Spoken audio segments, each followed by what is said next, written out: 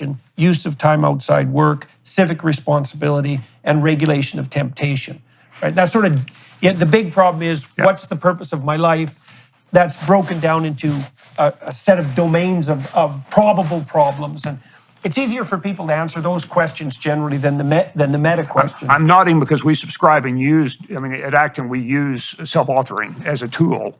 And also in this project, we've looked at those individual areas and broken them into something you might do. So example, for the family, you might have with your friends a Socratic discussion. It's your daughter's first dance recital.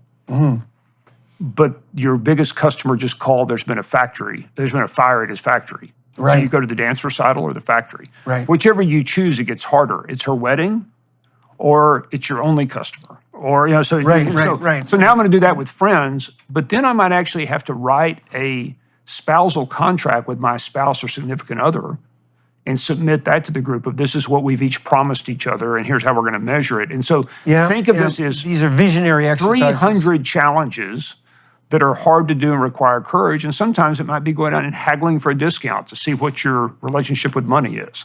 But we're testing those with groups and then asking, how is this going to help you, like self-authoring, take the next step towards a target you've picked of where you can spend your valuable life. And so that's the experiment. That's fun. We'll see how it's going to go. It's going to be fun. It's going to be fun. Well, you should learn a lot conducting that experiment. Well, it's so nice that it's so fulfilling to provide people with methods to develop a vision for their life. We've been stunned by what the Future Authoring Program was capable of doing. Our research indicated that it raised grade point average among students in high-level universities, 35%.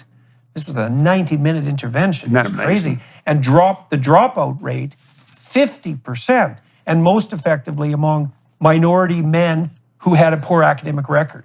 So it was even better at eliminating their dropout rate. Because they have a story of their life, their actionable story. And then they started to develop both a vision and a strategy, and also to see themselves as visionary strategists, which is a metacognitive shift. Now imagine this as there's 300 high schoolers or college kids coming together to do this program. You're invited by a friend to come to some mysterious party where it all gets kicked off. And you start doing these challenges and sampling them. Well, that's where you may meet your mate. So that's where you're going to paint your face and go to the football game. So we're trying to see is, can we create that in a bottom-up way? And will we be successful? Nah, we'll mess it up and we'll experiment. But it's an interesting experiment to see if that's the replacement, because colleges are not helping people find their calling. They don't do that anymore. And so we're really trying to say, can we get people off on an adventure? So that's the experiment. All right, well, that's probably a good place to wrap up, unless there is anything you can think of that we should have touched on in this part of the discussion. I'm going to move, for everyone watching and listening, I do an extra 30 minutes with my guests. I'm very interested in how people's destiny makes itself manifest to them in the course of their life, particularly if they've been successful, because, well, why wouldn't you want to hear about multiple pathways to success, assuming that you're trying to accomplish something like that for yourself, which seems preferable to the alternative, by the way. And so we'll switch to the Daily Wire Plus platform. Is there anything else that we didn't cover today that you think would be? No, I just want to thank you, because your focus on story and listening to you and the archetypes and how story matters has greatly impacted all the decisions we've made over the last 10 years to be able to apply those same kinds of patterns for young people all around the world. And it would not have happened in the same way without you, so thank you. Oh, hey, man. Well, when I hear you say that, I think, and that wouldn't have happened without all the great people that I read who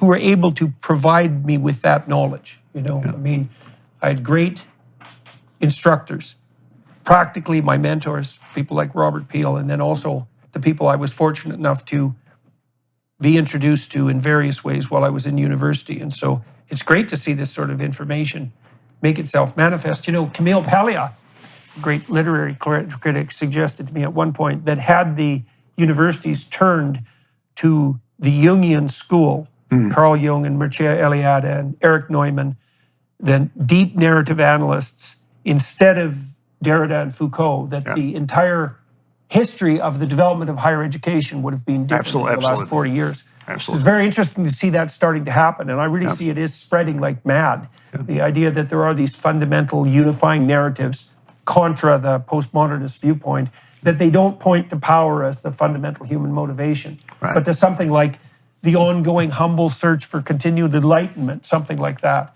Yeah, it's a wonderful thing to see that all unfold. That is the battle between good and evil. Yeah. I mean, it really is. Yeah.